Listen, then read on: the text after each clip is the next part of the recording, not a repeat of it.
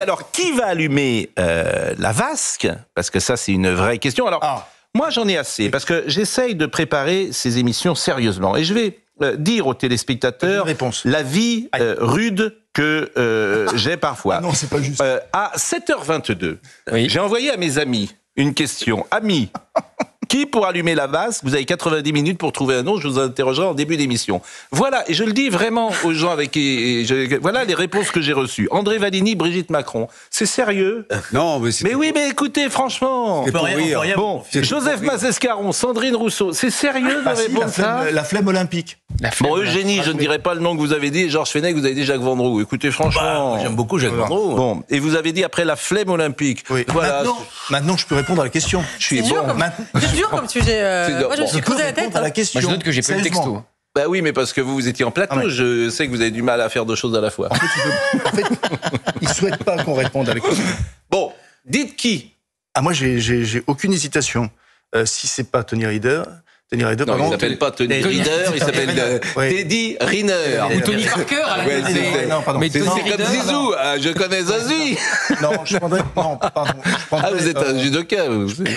Pardon, je prendrais Steven D'Acosta, et là j'espère que j'ai bien le prononcé, parce que c'est le champion olympique, ça a été notre champion olympique en karaté, et que le karaté a été banané à ces Jeux olympiques par Tony Escandé. Bah écoutez... Il s'appelle pas Tony Escandé non plus, il s'appelle Tony Estanguet. Donc, je veux dire, essayez de connaître ça. Vous allez finir à tête de liste à la Renaissance, vous, si ça continue, si vous déformez les noms comme ça. Non. Non, mais ça, c'est une réponse. Oui, mais c'est pas un symbole. Vous allez faire pleurer personne avec Monsieur D'Acosta. Il faut faire pleurer les gens. Voilà. Mohamed Ali, c'est dommage, on n'a pas le droit de montrer l'image de Mohamed Ali parce que les droits des Jeux Olympiques, on perd le budget de la maison. Si on passe l'image mais en 96, quand il arrive, qu'il est tremblant, son Parkinson est avancé, c'est magnifique. Et évidemment, c'est une image émouvante. Il faut faire pleurer les gens. Donc, faut être ému. C'est ça qui est le beau. Donc, si vous avez un nom, logiquement, ça devrait être quand même Teddy Riner. Ouais. Logiquement, oui, mais Mais moi, c'est beau, ça sera émouvant sans doute, mais pas de la même manière. Moi, je dirais, parce que mondialement, plus connu, Zinedine Zidane. Voilà. Oui, mais le football est mal représenté. Mais c'est les Jeux Olympiques et le football professionnel. Quand même. Non, c'est pas un champion olympique, Zinedine Zidane, mais Platini l'avait fait, donc pourquoi pas. Il était avec un jeune Savoyard. André Valigny, une idée. Marie-Josée Pérec. Classique. Bon. Mais est-ce qu'on est forcé de prendre un sportif? On peut prendre un boulanger, mais a priori, c'est prendre plutôt une actrice de cinéma qui est connue. Une actrice de cinéma? Oui, qui est connue dans le monde entier, qui a une belle image. Je pense à Sophie Marceau. Judith Godrèche? Ah oui. Non, Sophie Marceau. Sophie Marceau. Oui, Sophie Marceau. Non, mais oui, pourquoi pas. Catherine Deneuve, alors dans ce cas-là. Non, faut monter les marches. Oh. Non, mais... Non, c'est pas bien ça. Mais non, mais enfin... Excusez-moi, monsieur Valigny, mais non, mais ça, c'est quand même... Ça, c'est limite. Ça, c'est un peu goujat. L'agisme qui sévit sur ce plateau. Mais non, il faut courir et monter des marches. C'est une épreuve sportive de monter à la vasque olympique. Laissez Catherine Deneuve tranquille. Bon, j'adore Catherine Deneuve. Oui, j'ai entendu. Bon, Sophie Marceau, pourquoi pas. Bon, moi, voilà, si vous avez des idées, je le dis aux téléspectateurs. Il y a Kili aussi, enfin, pour moi. Je connais pas. Kili est un des plus grands jamais, mais Kili, c'est un type des jeux d'hiver, c'est les jeux d'été. Donc, c'est sport d'hiver. Mais bon, mais pourquoi pas Kili, tout ça, c'est des jolis noms d'ailleurs. Bien sûr. Bon. Et oui, alors effectivement, Florent Bachelier dit Oudéa Castéra, ce qui est évidemment très drôle. Non, mais après, ça fera réagir. Chacun, j'ai dit, c'est pour voilà un bon déjeuner de famille dimanche. Qui pour allumer la vasque? La dernière fois, en 2016, c'était Vanderlei Cordero de Lima. En 2016, c'était Naomi Osaka en 2020. Cathy Freeman en 2000, je l'ai dit, Sergueï Belov en 80, Jeux Olympiques d'été. C'est en quelle année que Alain Calmat a porté la flamme jusqu'à la vasque olympique? Alain Calmat. C'est 68 à ce moment-là. 68. C'est 68, parce que les deux derniers Jeux Olympiques d'hiver, c'est 68 et 92. Bon. C'était un sujet un peu plus léger parce que évidemment l'actualité, vous la connaissez, elle est lourde, dramatique, et le discours à la nation de Vladimir Poutine a un peu plus tendu les choses sur le plan international. Je vous propose d'écouter le sujet de Maxime Lavandier, on en parle ensemble. C'est l'exercice annuel de Vladimir Poutine, le discours à la nation. Il s'adresse aux Russes, mais aussi aux Occidentaux et à Emmanuel Macron, qui a évoqué la possibilité d'envoyer des troupes occidentales en Ukraine. La réponse de Vladimir Poutine est ferme et claire. Tout ce qu'ils inventent en ce moment, en plus d'effrayer le monde entier, est une menace réelle de conflit avec l'utilisation de l'arme nucléaire et donc de destruction de la civilisation. Ils doivent comprendre que nous avons aussi des armes capables d'atteindre des cibles sur leur territoire. Devant un parterre officiel, le dirigeant russe n'a pas omis le bilan de la guerre en Ukraine qu'il a lancé il y a plus de 2 ans. Conforté par les récents succès de son armée face à des Ukrainiens en manque de munitions faute d'accord avec Washington, le président russe a promis que ses troupes remporteront la victoire. Les capacités de combat des forces armées ont été multipliées. Elles avancent avec assurance en libérant de plus en plus de territoires. Un discours qui intervient à la veille des funérailles d'Alexeï Navalny, dont Vladimir Poutine n'a pas dit un mot, et à 2 semaines d'une nouvelle élection en Russie qu'il devrait remporter sans surprise. Bon, c'est vrai que Emmanuel Macron, il a dit hier tout est pesé quand il prend la parole, et c'est vrai qu'il savait sans doute que Vladimir Poutine avait le discours de la nation, et c'est pour ça que lundi ou mardi, il a eu cette intervention, sans doute, Monsieur Vallini. Oui, bien sûr, moi je suis totalement d'accord avec ce qu'a exprimé Emmanuel Macron. D'abord, il n'a pas dit on va envoyer des troupes au sol, il a dit rien n'est exclu en dynamique, premièrement. Deuxièmement, Poutine... C'est déjà des drôles de phrases en dynamique, si vous me permettez. Dans l'avenir. Deuxièmement... J'ai jamais entendu parler des gens en dynamique. En dynamique, j'irais peut-être cet été au Portugal. Je trouve ça étrange mais peu importe. Oui, bon. Et deuxièmement, sur Poutine, il ne connaît que la force, il ne respecte que la force. Et hélas... Mais il est plus fort peut-être aussi en même temps. Il est plus fort? Poutine, c'est possible, oui. Oui, je suis pas sûr qu'il soit plus fort. Et je pense que ce qui se passe depuis 2 jours, même si ça se retourne un peu, là, je vous renvoie à la presse de ce jour, notamment dans le Figaro, il y a un littéral de Laure Mandeville qui est excellent, de Michel Duclos aussi, qui est excellent, spécialiste de géopolitique, ce ne sont pas des macronistes, et qui explique que les choses vont se retourner, que Scholz est quelqu'un de pusillanime, qui a un ego, il ne semble pas comme ça avoir un ego démesuré. Il a un ego démesuré, il ne supporte pas que Macron ait voulu prendre le leadership dans cette affaire. Et je le répète, Poutine ne connaît que la force. Ce qui se passe depuis 3 jours, où on voit les dirigeants européens se diviser, doit réjouir Poutine. Eh oui. Eugénie Bastier. Et alors, écoutons la réponse hier, ou plus exactement la non-réponse d'Emmanuel Macron, qu'on peut comprendre évidemment, puisqu'il était interrogé dans... il répond quand même, c'était pas de l'improvisation. Le rien n'est exclu. Que c'était pesé, voulu. Oui, mais ça, on espère quand même que quand il parle, c'est pesé, voulu. Ça a été une analyse faite par certains ces dernières heures. C'est entendu, mais en revanche, je pense qu'il a raison de ne pas répondre dans les conditions dans lesquelles il était interrogé hier. Écoutez le président de la République. Parlant de Russie, ce matin, Vladimir Poutine... Je ne ferai pas de commentaires géopolitiques ici parce que ce ne serait pas le lieu. Il vous menace, le président Poutine, mais ce matin ? Je ne ferai pas de commentaires géopolitiques ici parce que ce ne serait pas le lieu. Mais ce sont des sujets suffisamment graves. Chacun des mots que je prononce sur cette matière est pesé, pensé et mesuré. Et je pense que ce n'est pas aujourd'hui qu'il faut en parler ou répondre. Eugénie Bastier. Non, mais en soi, l'idée de ce qu'on appelle l'ambiguïté stratégique, c'est-à-dire faire douter l'adversaire sur les moyens qu'on pourrait employer pour le faire cesser, c'est totalement justifié. Le problème, c'est le manque de coordination, visiblement, de cette prise de parole avec les alliés européens. Ça, c'est un problème. Et deuxièmement, on parle souvent de l'esprit munichois pour désigner la faiblesse des Européens face à Poutine. Je veux bien, mais remettons-nous dans le contexte de Munich, justement. Pourquoi, à Munich, l'Europe cède à Hitler? Pourquoi les démocraties cèdent à Hitler? Parce qu'elles ne sont pas prêtes. Elles n'ont pas l'armée, en fait, pour affronter Hitler. On sort en France, on sort du Front populaire, on fait les congés payés en 1936, on est totalement ailleurs, on n'a pas du tout préparé notre armée. Et l'opinion publique n'est pas prête à la guerre. Vous savez, Daladier, quand il revient de Munich, il applaudit à l'aéroport et il dit « Ah, les cons !» Parce qu'en fait, ils m'applaudissent, mais ils auront la guerre demain. Et le problème aujourd'hui, c'est ces deux facteurs-là, qui sont l'opinion publique et la préparation de l'armée, ils sont centrales. L'opinion publique aujourd'hui ne veut pas la guerre, donc il faut essayer de faire comprendre. Elle ne veut jamais la guerre, l'opinion publique. Non, si, parfois elle la veut. Parfois elle la veut. Non, mais qu'est-ce que vous... Et deuxièmement, donc il faut tenir compte de cette opinion publique, il faut surtout être prêt militairement. C'est quoi pour adosser l'ambiguïté stratégique à des capacités. Vous avez le droit de dire comme Bernard Kouchner, parce que faut aller au bout de votre raisonnement. Si vous ne voulez pas laisser gagner Poutine, ça veut dire qu'il faut aller là-bas et lui faire la guerre. Peut-être qu'il faudra y aller. Bon, vous demandez aux Français quand même avant, ou vous le décidez tout seul. Au Parlement. Au Parlement. Vous ne demandez pas aux Français. Ah, vous avez une drôle de... On fait pas un référendum pour vous avez une drôle de... C'est le Parlement qui décide. C'est le Parlement.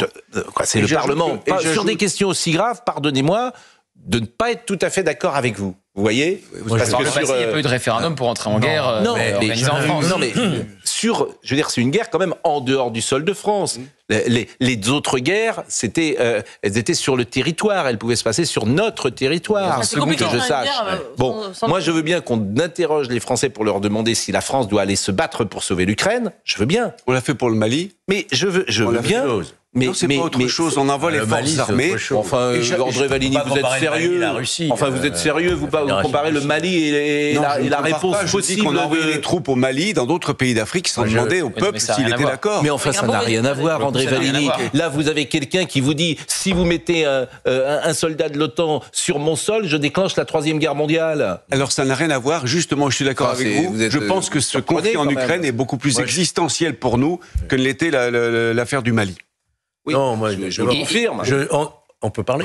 Oui. S'il vous plaît. Non, je crois qu'il faut quand même raison garder. Ne pas jouer avec le feu. Et surtout le feu nucléaire. Or, tous les discours, et celui que je viens d'entendre de mon ami André Valigny, sont des discours de va-t-en-guerre. Mais non. Il ne peut pas y avoir de guerre conventionnelle entre des puissances nucléaires. Tout le monde le sait. D'ailleurs, c'est pour ça qu'on est en paix depuis 1945. J'ai écouté, moi, ce qu'a dit Pierre Lelouch ce matin, sur notre antenne, et je suis entièrement d'accord avec lui. On peut l'écouter. Oui, parce que vraiment, lui, il a une analyse. Pour Benjamin Cuneo, sans doute l'un des meilleurs experts qu'on ait actuellement sur ces questions-là. On ne doit pas tenir ces discours. Moi, je suis vraiment totalement à l'opposé. Non. On dit à Poutine, faites ce que vous voulez. Non. Il faut. On dit à beaucoup de régimes du monde, faites ce que vous voulez, si vous me permettez. Oui, enfin, Poutine menace l'Europe, quand même. Parce qu'après l'Ukraine, ce sera la Moldavie. Oui. D'abord la Transnistrie, vous allez voir qu'il va y aller. Oui. Puis la Moldavie, puis les pays baltes, et puis voilà. Munich, 38, l'histoire nous a instruits. Mais André, il y a bien une différence. Pardonnez-moi, il y a bien une différence entre les pays baltes, il ne faut pas dire autant, et l'Ukraine. C'est-à-dire que ce sont deux cas totalement différents. Alors justement, c'est-à-dire intervenir, l'Ukraine n'est pas dans l'OTAN. Pas encore. S'il agresse les pays baltes, on y va pas. Pierre Lelouch, dont vous parliez à l'instant, écoutez ce qu'il disait ce matin. Vous disiez vous-même que c'est un des meilleurs spécialistes géopolitiques. Pierre Lelouch. Et le résultat, c'est que il y a de moins en moins de soldats disponibles. La moyenne d'âge de l'armée ukrainienne, c'est 43 ans. Et Zelensky a le plus grand mal à faire une loi de conscription qui abaisserait l'âge. Alors maintenant, Macron dit on va envoyer des forces. Eh bien gentil. Sauf qu'on va pas faire la guerre à la place des Ukrainiens, quand même. On a, comme dit mon ami Chevènement, on a élu un président français, on n'a pas élu le président de l'Ukraine.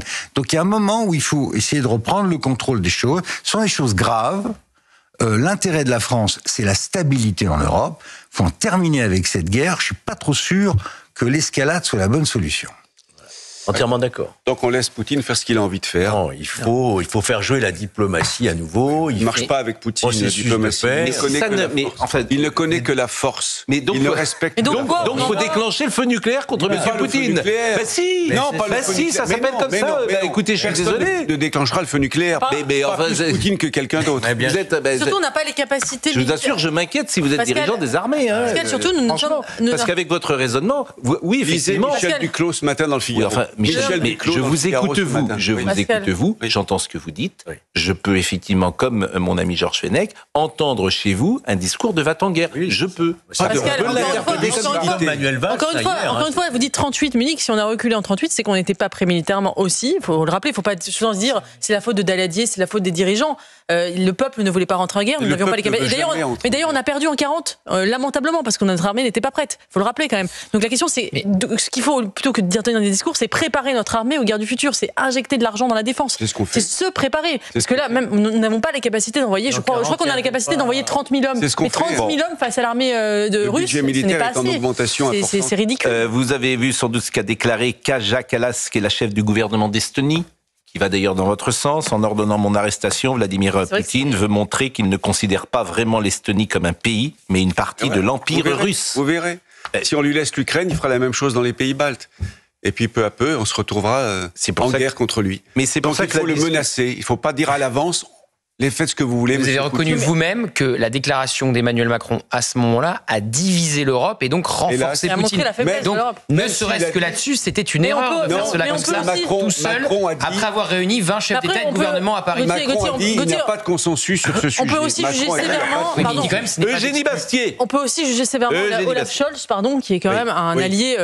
L'Allemagne, qui est censée être notre grand ami, notre grand allié. C'est pas limité à Olaf Scholz. C'est un paillasson qui s'est écrasé tout de suite, débandé de façon publique. On peut aussi le juger sévèrement, Olaf Scholz. André Valigny, au-delà des opinions pluralistes qui s'expriment sur ce plateau, moi je reviens toujours à la même chose. Interrogeons les gens, c'est tout ce que je demande. Mais les gens ne veulent jamais faire la guerre, on les comprend. Ah oui, donc, moi non plus, j'ai pas envie de faire la guerre. Non, mais sur la guerre, il y a jamais. Mais ils ont le droit d'avoir un avis quand même, c'est pas n'importe quoi. Les gens, vous êtes on a fait des sondages, on a vu que les gens... Vous m'étonnez, vous êtes un homme de gauche. Interrogeons. Est-ce que les gens, c'est simple, est-ce que l'affaire russe, ukrainienne concerne les Russes et les Ukrainiens, c'est une question qu'on peut poser. Et pas nous. Mais on peut poser ça aux gens quand même, bon sang de bois. On connaît d'avance la réponse. Est-ce qu'un homme d'État est toujours là pour aller dans le sens de l'opinion publique? Ah oui, pourquoi pas. Pourquoi pas. Mais alors si on commence comme ça, on va faire beaucoup de choses. Mais quand on pense que tout ça, pour ne pas avoir aidé lorsqu'il le fallait matériellement, l'Ukraine, on en est aujourd'hui à être dans une position totalement inverse et suicidaire. Oui. Il fallait aider et il faut aider beaucoup plus l'Ukraine qu'on ne le fait. Vous savez que les premiers sondages ont été créés en France. Alors. Bon. Parce que juste un mot, les premiers sondages ont été inventés en France au moment de Munich pour juger les accords de Munich. Je salue Pierre Charon qui nous écoute et qui dit De Gaulle revient, ils sont devenus fous. Exactement. Vous qui êtes gaulliste, je ne sais pas si alors je vais vous faire citer parler de Gaulle, c'est toujours simple. Mais est-ce que vous pensez que De Gaulle serait sur votre position? Alors lisez la phrase du général de Gaulle en 61, quand il dit qu'un impérialisme agressif, si on lui donne l'impression qu'on va reculer, devient plus agressif encore et vous agresse encore davantage. De Gaulle, 1961. C'est dans le Figaro de ce matin. Bon, écoutez, toutes les... Mais ce qui est vrai, c'est qu'il y a un risque d'expansion du conflit vers la Moldavie, vers d'autres pays. Oui, vous verrez. Oui, bon, nous allons marquer. Si c'est des pays qui sont à l'intérieur de l'OTAN, ou alors à ce moment-là, à quoi sert l'OTAN? Je veux dire, c'est ça ce que je ne comprends pas. Et comme ça a été rappelé, nous n'avons pas l'armée disponible. Et j'ajoute que on a combien de jours de munitions d'autonomie en termes de munitions? Donnons le signal à Poutine de pouvoir faire ce qu'il veut. Vous verrez la Chine, ce qu'elle fera à Taïwan. Vous verrez les conséquences en cascade de ce qui se passera. La guerre mondiale... On a laissé les États-Unis envahir l'Irak. Oui. Prêter des intentions. La France n'était pas d'accord. C'était contre le droit international. Oui, la France n'était pas d'accord, je suis d'accord, mais n'empêche qu'ils l'ont fait. Bon. Et puis c'est vrai qu'il s'est passé, il y a un avant et après Kosovo, manifestement, puisque le jour où ce qui s'est passé au Kosovo a changé l'équilibre du monde, bien évidemment, François Mitterrand, vous pouvez le saluer rétrospectivement, parce que c'est lui, d'une certaine manière, qui est responsable de ce qui se passe aujourd'hui. Donc ça fait une pierre en plus dans le bilan de François Mitterrand.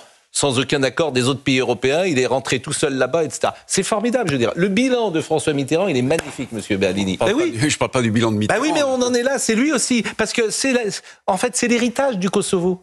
Ce qui se passe aujourd'hui avec Poutine, c'est l'héritage du Kosovo. Pardonnez-moi de le dire comme ça.